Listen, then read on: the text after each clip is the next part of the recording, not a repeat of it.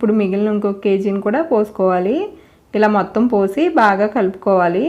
ఇలా మొత్తం బాగా కలిపిన తర్వాత ఈ పచ్చడిని మళ్ళీ జాడీలో పెట్టుకోవాలి. ఇలా మొత్తం పచ్చడిని జాడీలో పెట్టిన తర్వాత ఒక శుభ్రమైన పొడి క్లాత్తో జాడీ మొత్తం శుభ్రంగా తుడిచి మూత పెట్టి పైన ఇలా క్లాత్తో ముడి వేసుకోవాలి. మనం ఎప్పుడు నిల్వ పచ్చడి పట్టినా కూడా అది ఎక్కువ రోజులు నిల్వ ఉండాలంటే మనం ఇందులో ఆయిల్ సరిపడా పోసుకోవాలి. అలాగే ఉప్పు కూడా సరిపడా వేసుకోవాలి. ఇలా పచ్చడి మొత్తం జాడీలో పెట్టిన తర్వాత గిన్నెలో కొద్దిగా అడుగున పచ్చడి ఉంచుకుని అన్నం వేసుకుని కలిపి అందరం తిన్నాము.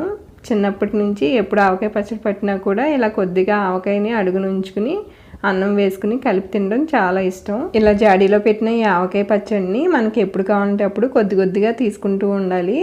తడి తగలకుండా ఉంటే ఈ పచ్చడి మనకి సంవత్సరం వరకు చాలా ఫ్రెష్గా ఉంటుంది. మీరు ఈ పచ్చడిని ఫ్రిడ్జ్లో పెట్టుకున్నట్లయితే ముక్క మెత్తబడకుండా మనం ఇప్పుడు పట్టిన పచ్చడి ఎంత ఫ్రెష్గా ఉందో అలాగే సంవత్సరం వరకు కూడా అలాగే ఉంటుంది.